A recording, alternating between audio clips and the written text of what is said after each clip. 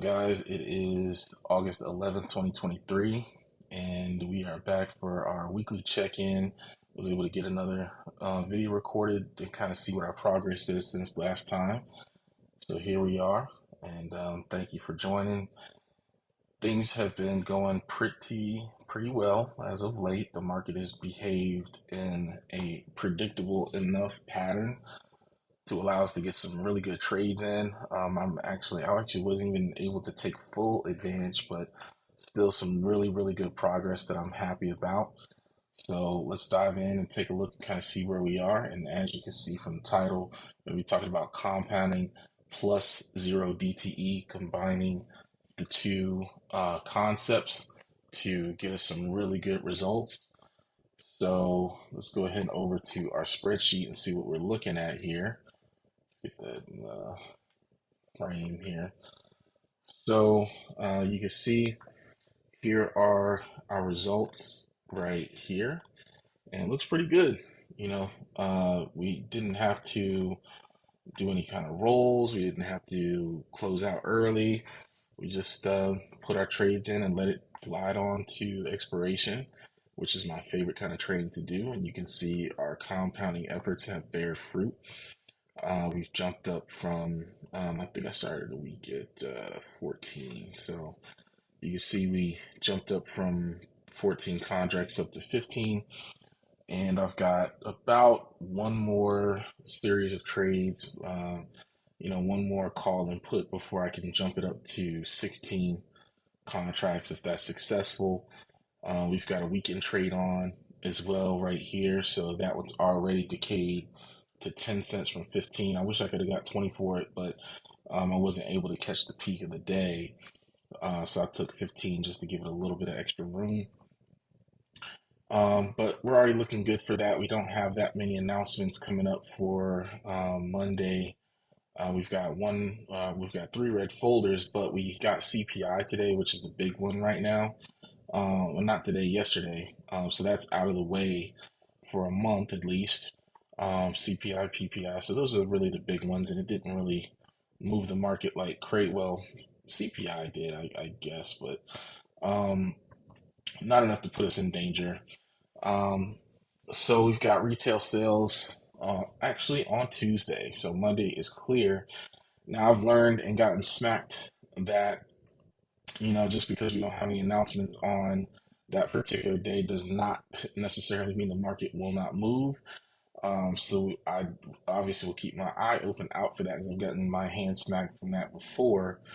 But at least we don't have that to worry about until Tuesday. So, but everything, the market's moving pretty, within tolerance, I would say, right now. So you can see from here, we are getting some market movements. We're kind of pacing down. But the good thing about options trading, the way that the spread trading that we're doing, as long as the market direction is not too crazy, then it should be good for us as far as being able to slide through the rest of the day and expire worthless.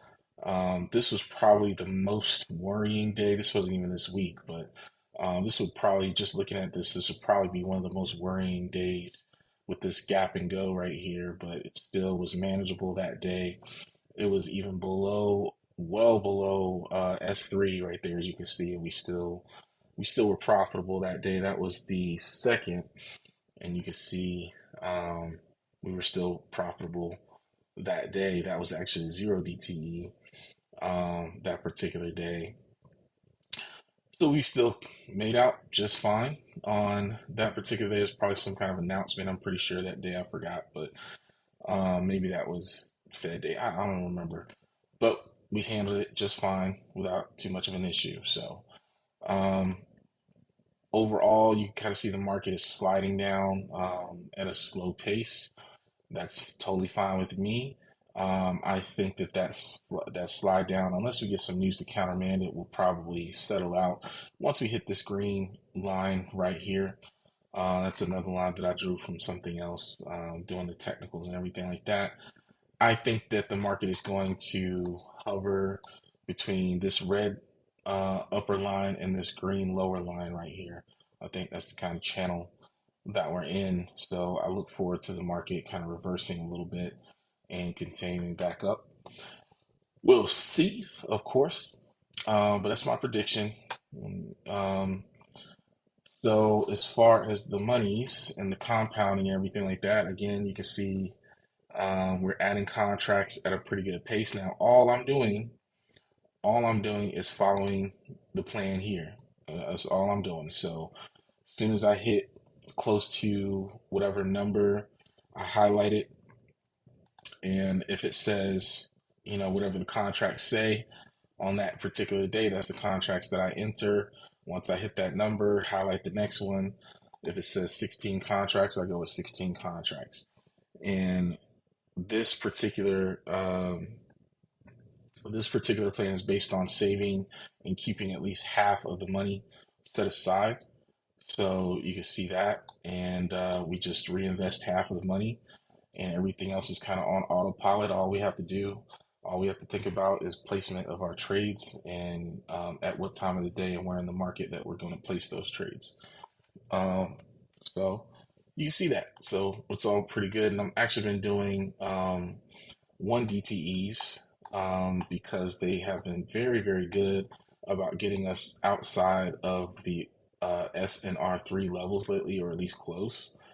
So you can see where were we at? I forgot where we were at today, but I think we were outside. Well, not, this was a pretty wide pivot day. We were outside of S and R3 on this day, but not on this day. I think we were like above the previous day's S and R3 and outside of that, but not this day because it was pretty wide because you had a lot of action this day to kind of push out the pivots. So Mondays will be a lot closer in and still up above outside of 100 points, 100 point wide pivots. And we're outside. I only placed a call. Yeah, I placed a call spread for Monday. Get that over here. Let's see. That was today's expiration right here. So we got 20 cents out of that. Here it is. I was only able to get 15 cents, kind of disappointing, but you can already see we're at 7.5, so that's a good omen. Doesn't necessarily mean much, but it's a good omen at least. And we're at 45.30 call spread. So that puts us right around 45.30, right here. And I can't see the next day's pivots on this particular chart, but I can do it on Thinkorswim. So if I shrink this down, you can see, yeah, S3 is at 45.26 and we're at 45.30. So we're outside of R3 again. Happy with that. Very happy to be above R3. And like I said, 45.26, 43.97 is bigger than 100 points, which is what I like to see. I was busy pretty much all day, so I wasn't able to get in a put spread. I would have really liked to get in a put spread as well, but I wasn't able to do so. So we'll just have to look at that Monday. But we're doing a really, really good job on returns.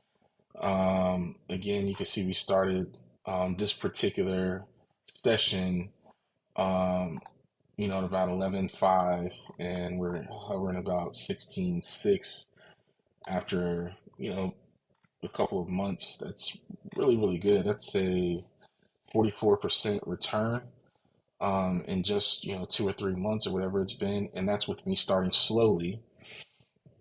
I'll even say we started in April because I started very, very slowly. I wasn't ramping or anything like that. I was trying to figure some stuff out. But you can see if I wasn't ramping and I wasn't growing so slowly at first, even with all of that, 44% in just a couple of months when you've got, the market generally returns 10 on a good year, on a crazy year, it returns 40 for the whole year. And, we're already there.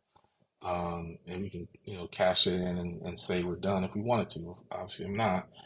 But everything's been working on all cylinders for us for right now. Knock on wood, of course. That can turn on us any day. We can have a bad trade. The market can come back and smack us upside the head and all that kind of stuff. But we've got tools to deal with that as well, as we've shown already. So it really, from a mental level, it really gives me a lot of confidence to make these trades and actually push the button, knowing that I can handle a lot of adverse situations. Um, and that's part of what this 50% has really given me, is a lot of that confidence that I can handle and roll and close out and make up for and all that kind of stuff and do what I need to do so it's not like a catastrophic issue if the market goes against me in some kind of way. That confidence translates into compounding. Compounding translates into dollars. So you can see right now we're on pace, if we didn't compound, to make about $5,000 a month at this particular level, $68,000 a year, off of just using $7,500, or if you want to be realistic, $16,000, right? Um, and I was looking at another investment, something I didn't know, I didn't realize, is that you can actually buy hotel rooms, individual rooms or shares of, you know, an individual room as an investment. And I was just, kind of looking into it a little bit. And they were saying you get a ROI, after fees and everything like that, of about, 17%, which is great. But you compare, I think they were wanting like 5,000 for a share of a room that would, net you about $900 a year or something like that, which is great, great passive income. But you compare that to a little bit of activity, a little bit of doing this, and you can make, 17% in a couple of days, like, man, like a week or something like that. Um, really, really putting gasoline into your trading and into your returns, man. It's just crazy, right? And obviously, I don't want to do this forever because it does take attention, it does take time, stuff like that. But you're getting so much benefit for the time and so much return for the time that you put into learning this stuff. If you can learn it and minimize your losses along the way, oh my God, I mean, I don't even think the cartel makes money like this as far as from a percentage standpoint. Um, and it's certainly safer, right? Like I don't know a faster legal way to make money that is available, and not even just available to anybody. I just I can't think of a faster legal way to make money. Pound for pound, time against time, time versus dollar, whatever. You would think something that can make this much money this fast would be reserved for like the elite of the elite, and you'd never even hear of it. And maybe there is something out there that I don't know about. But even if you consider like real estate and the leverage that you get by taking out a loan and only putting maybe 10, 20% of your own money into a project or something like that, even when you consider that and you do that math, the ROI on that doesn't come close to these numbers, right? Like real estate returns probably like 8, 10% per year. You leverage that up, what, 5 times? So you take 10 times five, you're at 50% a year. Still doesn't hold a candle to this stuff, right? I mean, if I go out, just a year on this particular plan, we're at what month? I don't even know. Not even. Oh, I gotta scroll over. Okay, we're at month like we're like month going on about to hit month 2 of this plan, right? And obviously, this is if you never lose a trade and all that kind of stuff, and you have to factor that in. But we'll cut everything in half and say 50% of these numbers, right? So 1 year at this plan, you've turned, $11,000 into $178,000 after 1 year, of cold hard cash, right? Say half of that, what is that, like $80,000 or something? 70, 80, 80,000, 90,000 maybe, something like that in 1 year. If you just do half of this plan, which is already half of using your money, um, and $80,000, let's just call it 80, which is where I'm trying to actually end up by the end of 2023. Uh, That's 600%, 626% return on your money. That's crazy. And you can start with $500. You won't get this return because the compounding, you have to catch up the compounding. But I mean, I'm just saying, like, this even if you just start with $500 and you get that up to $5,000 or something like that, and 10x your money, that's insane returns. Like, I'm really, really trying to rack my brain into how you can get returns this fast. And not to mention, what's giving me a little bit of hope as far as doing this at higher levels is looking at some of the newer mutual funds that have come out, the yield max funds. Like, let me show you this, right? I'll show you like Tesla. They don't even do the SPX options yet, but if you go into their holdings, right, these are the actual holdings and the amount of options that they hold. So these are shares or contracts, right? So they're talking about 17,000 Tesla options that they hold and short 13,000, short 17,000 puts. This is just, making a synthetic position and everything like that. But it's a lot of contracts, man. It's a ton of contracts that are available in the market. This kind of gives me hope of trading higher volume because Tesla doesn't trade anywhere near as many options as the SPX does, right? So you're talking about just holding that many contracts. That granted, that's a month long, so they could probably accumulate that position over time. But let's look at Nvidia. For Nvidia, I know Apple's going to have a million contracts available, but Nvidia, this is 1,400, so 1,400 contracts. It's not crazy, but Nvidia is very expensive. Maybe Facebook isn't very expensive, I don't think. Let's see. I haven't really done much of that. But I mean, Tesla's been around for the longest. Maybe the orc. Let's look at the orc. Any contracts y'all got? Yeah, on ARC. Yeah, 13,000 contracts on ARC. Um, it's crazy. That's a lot. That's a ton, right? That's a ton of contracts that are available. And you see the numbers. Market value nine, almost. Yeah, it's almost $1 billion. I believe I'm looking at that right. My contact is kind of fuzzy. Um, no, I'm sorry. No, that's almost $1 million. This one, that's about $2 million. That's just cash, but I'm just saying, okay, so like, yeah, this is $6 million worth of this particular option right here, $6.3 million that you're running for a month, right? In this case, you're running $6 million worth of options contracts. That's plenty to get you where you want to go. I don't know anybody who would really need much more than that to be okay, right? And you can get up into these numbers if you keep going with this. Like, I don't really look at the 4 and 5 year and stuff like that usually, but I mean, you get up there. Um, but I just say to say like the compounding and once you compound these returns, it just gets nuts, man. It really does. And it's one thing to see it on a spreadsheet, it's another to actually see it in an account and see that compounding day by day and just remember like, hey, just 2 weeks ago I was doing $80 a day.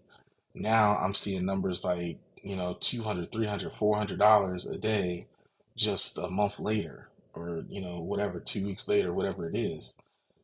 You see it and you start to feel it in your bones. It's just wild to see, man. So I don't know.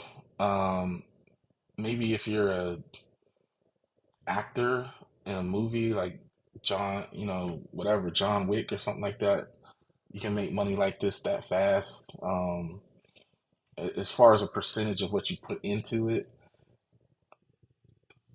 I just don't know of a more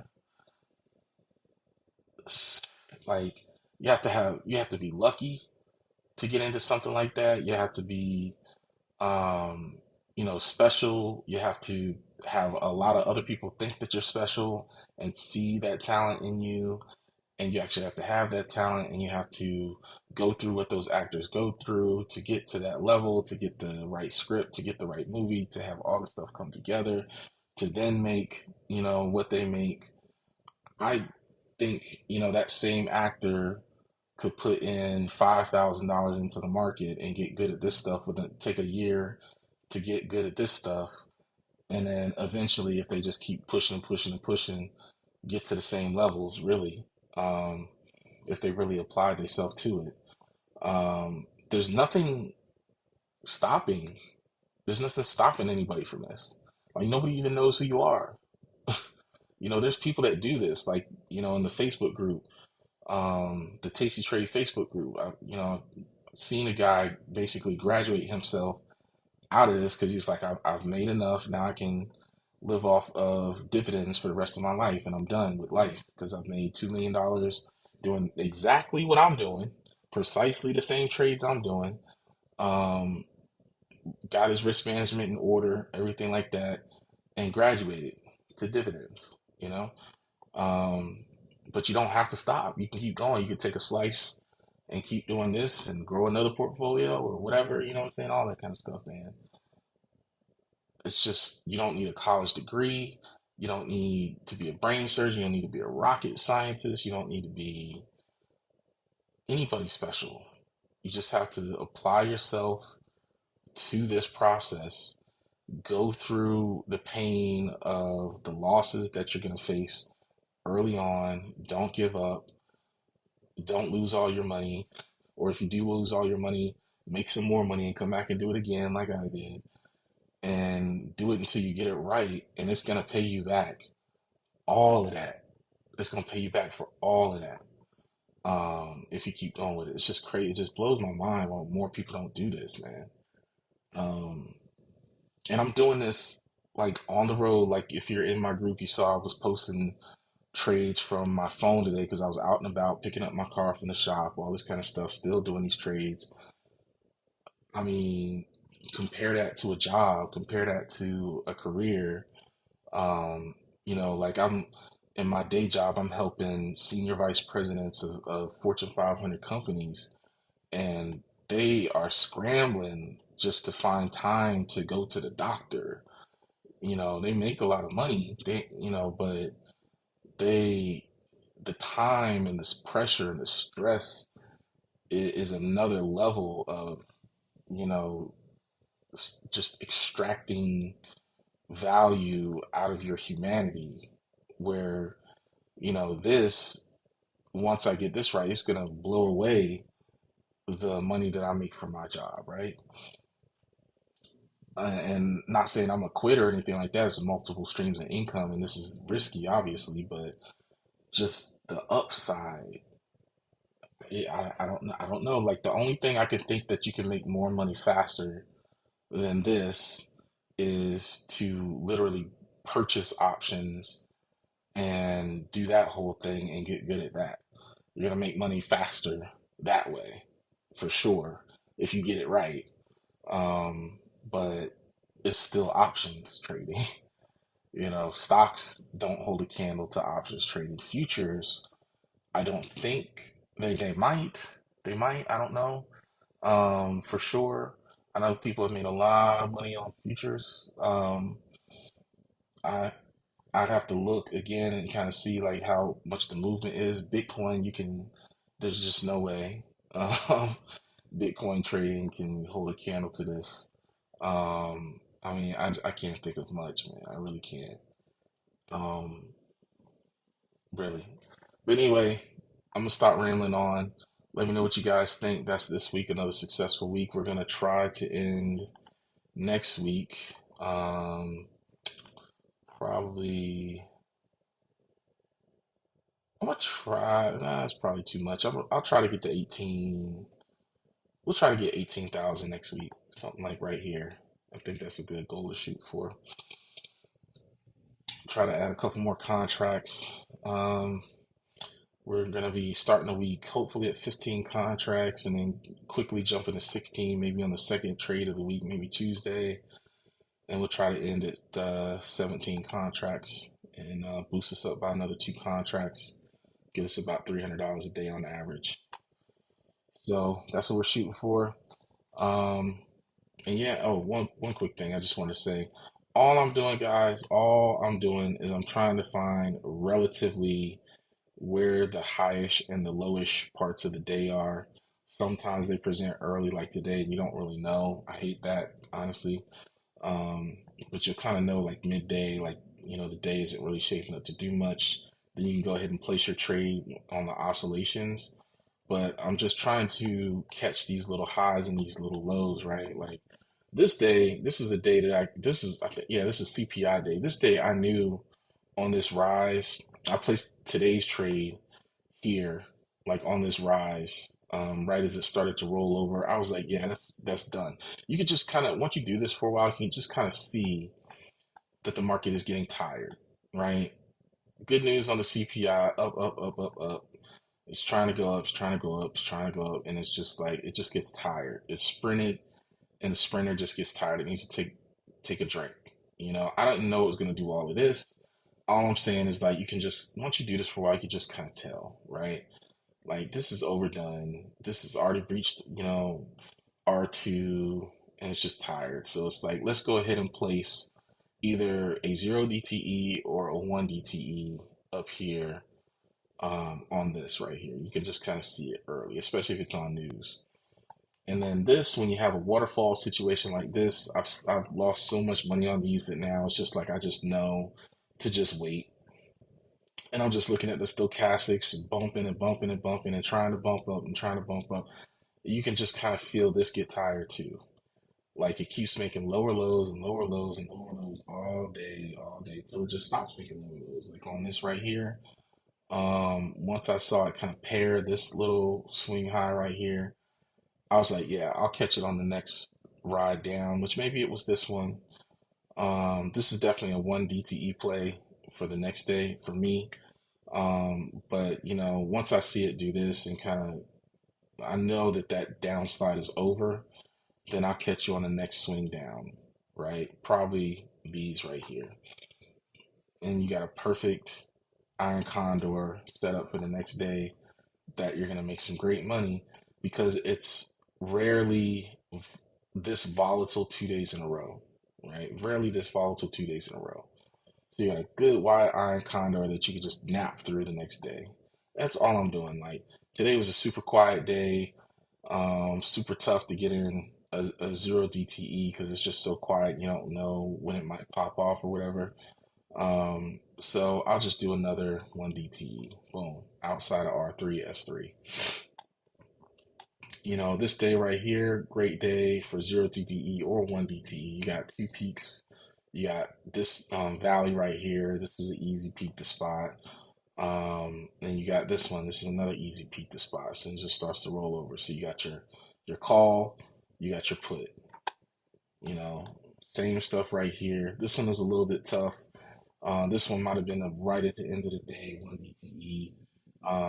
Once you're 30 minutes to the end of the day and it's still going up, it's gonna only go up so high. It might spike a little bit at the end, but it doesn't really matter if it's you're going for tomorrow's trade. It doesn't really matter that much unless it's a crazy, crazy spike or something. But that's all I'm doing is I'm trying to find, okay, when does it look like the market's overdone on each side of that particular day? And I'm just trying to fit in a trade on, that side of it. Here, again, you see this. You could have caught this one. This would have been fine because you got so much time value loaded into the trade. You could have got a put for a 1 DTE or same day because you got a lot of, again, time value loaded in. You still would have been fine if you picked out this trough or this valley right here. This peak right here, really easy to spot. It's just busting through R2.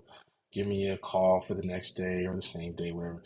That's all I'm doing, man. That's all I'm doing. Sometimes it doesn't work, but most of the times it works. It works enough to where the times that it doesn't work, as long as you cap your loss, that you're going to quickly make up for it on the days that it does work, right? You can see win rate 87%. So, and this is with me and my experiments early on and doing all this junk early. Still close to 90% win rate. You're gonna win, give it 85% of the time. You're gonna win 85% of the time. So you mess up one, it'll take you a couple days, 3, 4 days to get back. You know those winning days are coming. And you just keep going like that, man, and just keep compounding, keep compounding, keep compounding. Don't spend the money, don't spend it, compound as long as you can. All right. Keep compounding because it will come back and pay. It'll pay for itself later if you compound it, right? It'll pay for whatever you're trying to spend the money on right now. Save it in here, and it'll pay you back by multiples if you just reinvest it back into this particular plan. All right. Well, that's all I got for now. Hope y'all have a good weekend. Take it easy.